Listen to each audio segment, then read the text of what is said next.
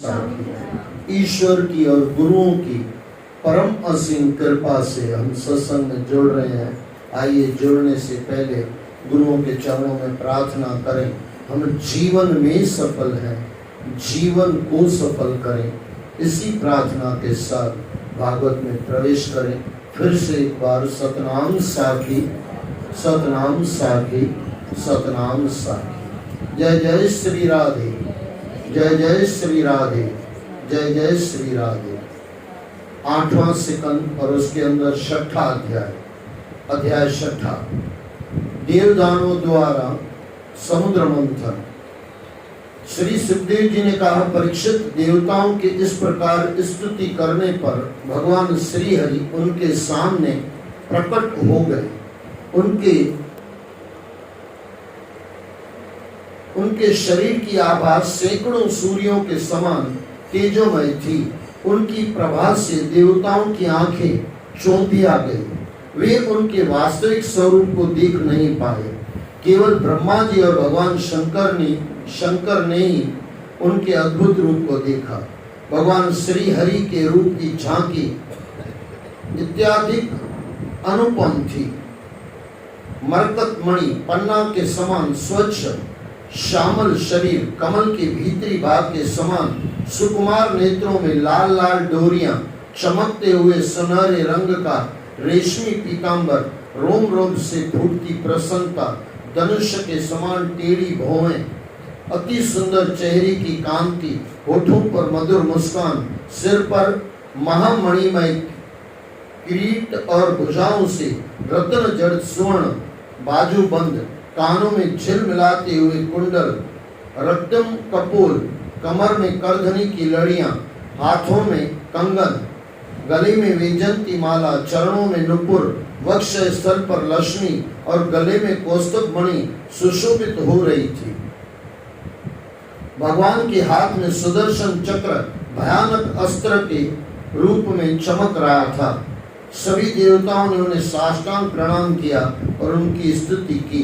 ब्रह्मा जी ने कहा, जिनका जन्म, स्थिति और प्रलय से कोई संबंध नहीं है और जो प्रकृति के गुणों से रहित है तथा मोक्ष प्रदान करने वाले हैं, जो सूक्ष्म से भी सूक्ष्म है और अनंत है, उन ऐश्वर्यशाली प्रभु को हम नमन करते हैं।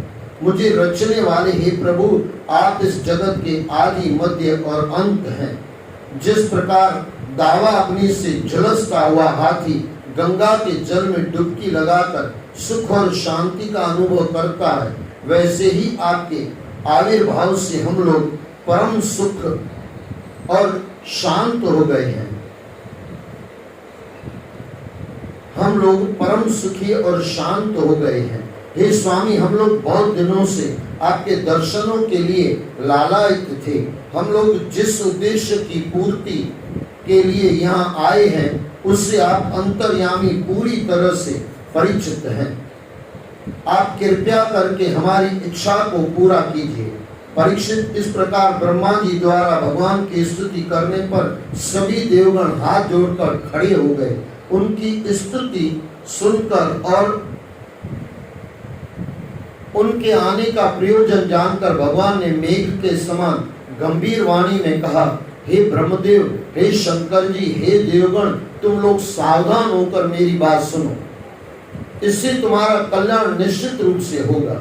इस समय असुरों पर काल की कृपा है, इसलिए जब तक तुम्हारे अभ्युदय और उन्नति का समय नहीं आया, तब तक तुम्हें दैत्य और दानवों से संधि कर लेनी चाहिए।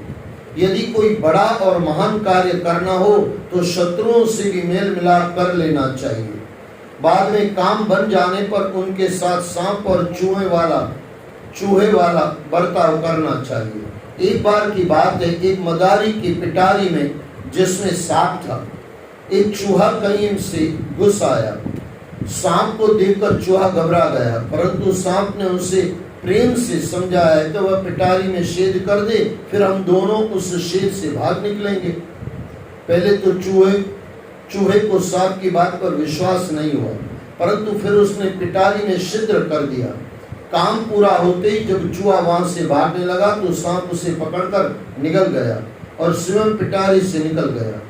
इसलिए तुम लोग विलंब किए बिना क्षीर सागर से अमृत निकालने का प्रयत्न करो। उसका पान करने वाला प्राणी अमर हो जाता है, मृत्यु के फंद से वह सदैव के लिए छूट जाता है। पहले तुम क्षीर सागर में सभी प्रकार की जड़ी बूटियां डाल दो, फिर मंद्राचल की मथानी और वासुकी नाग की नेति बनाकर मेरी सहायता से समुद्र का मंथन करो। आलस्य और प्रमाद त्याग दो। असुर लोग तुमसे जो चाहें उसे स्वीकार कर लो। क्रोध मत करो, शांति से ही अपना काम बना लो, क्योंकि दैत्यों के बिना तुम लोग समुद्र मंथन नहीं कर पाओगे। प्रयत्न करना कि दैत्य लोग वासुकी नाग के मुख की ओर रहें और तुम लोग पूछ की ओर। समुद्र मंथन से पहले कालकूट विष निकलेगा, उससे तुम भयभीत मत होना और किसी भी अन्य वस्तु के प्रति अपना लोभ प्रकट न करना। तुम्हारी कामना अवश्य पूरी होगी और दैत्यों के हिस्से में सिवाय श्रम के कुछ भी नहीं आएगा। परीक्षित, देवताओं को आशीर्वाद और आदेश देकर पुरुषोत्तम भगवान अंतर ध्यान हो गए। उनके जाने पर सभी ने भगवान को नमस्कार किया और अपने अपने लोकों में चले आए। उसके बाद उन्होंने दैत्यों से संपर्क साधा। उन्हें बिना अस्त्र शस्त्र आते देखकर उन्हें बड़ा अचंभा हुआ। दैत्यराज बलि ने उनके आने का कारण जानना चाहा, तो देवराज इंद्र ने नम्रता से उनके सन्मुख समुद्र मंथन का प्रस्ताव रखा। दैत्यराज बलि को उनकी बात जच गई, किंतु वहां बैठे सेनापति शंबर, अरिष्टनेमी और अन्य असुरों को यह प्रस्ताव जरा भी नहीं भाया। तब देवराज इंद्र ने उनके सामने संधि का प्रस्ताव रखा, जिसे दैत्यराज बलि ने स्वीकार कर लिया। वे अब मिलकर समुद्र मंथन का उपाय और उद्योग करने लगे। उन्होंने अपनी शक्ति से मंद्राचल को उखाड़ लिया और उसे लेकर समुद्र तट की ओर चल पड़े। यद्यपि वे बड़े शक्तिशाली थे, किंतु मंद्राचल को दूर ले जाना था। इंद्र और बलि थक गए और उन्होंने उसे बीच रास्ते में ही रख दिया। उनका उत्साह भंग हो गया था। तभी गरुड़ पर सवार भगवान सहसा वहां प्रकट हुए। उन्होंने खेल खेल में ही उस पर्वत को उठाकर गरुड़ पर रख लिया और सागर तट की ओर चल पड़े। सागर तट की ओर उड़ चले। देवता और असुर भी समुद्र तट पर पहुंच गए। भगवान ने पक्षीराज गरुड़ की पीठ से वह मंद्राचल उतारकर सागर में रख दिया और गरुड़ को वापस भेज दिया। 7वां अध्याय, समुद्र मंथन और भगवान शिव का विषपान। श्री सुखदेव जी ने कहा, परीक्षित, देवताओं और असुरों ने नागराज वासुकी को वचन दिया कि समुद्र मंथन से जो अमृत प्राप्त होगा उसमें से उसे भी हिस्सा दिया जाएगा। तो वह तैयार हो गया। उन्होंने वासुकी नाग को मंद्राचल में लपेटकर बड़े उत्साह के साथ समुद्र मंथन प्रारंभ किया। भगवान अजित देवताओं को लेकर वासुकी के मुख की ओर जा खड़े हुए। इस पर दैत्यों ने कहा, हम पूछ की ओर से सांप को नहीं पकड़ेंगे, वह अंग अशुभ माना जाता है। इस पर भगवान अजित ने वासुकी का मुख छोड़ दिया और देवताओं के साथ जाकर पूछ पकड़ ली। दैत्यगण वासुकी के मुख की ओर आ गए। समुद्र मंथन प्रारंभ हो गया, परंतु नीचे कोई आधार न होने के कारण मंद्राचल का भार अधिक होने की वजह से वह समुद्र में डूबने लगा। दैत्यों को लगा कि यह तो सारा श्रम ही व्यर्थ हो गया। उनका मन टूटने लगा। तब भगवान अजित ने एक विशाल कश्यप का रूप धारण किया और समुद्र में प्रवेश करके मंद्राचल को अपनी पीठ पर उठा लिया। देवताओं और असुरों ने देखा कि मंद्राचल ऊपर उठाया है, तो फिर से समुद्र मंथन के लिए उठ खड़े हुए। जब असुरों और देवताओं ने मंद्राचल को समुद्र मंथन के लिए घुमाना प्रारंभ किया, तो वह विशाल कश्यप बने भगवान की पीठ पर घूमने लगा। भगवान ने देवताओं और असुरों की शक्ति को बढ़ा दिया ताकि वे थक कर रुक न जाए। फिर उन्होंने अपने विष्णु रूप को मंद्राचल के ऊपर स्थित कर दिया, जिससे पर्वत अधिक ऊपर न आ जाए।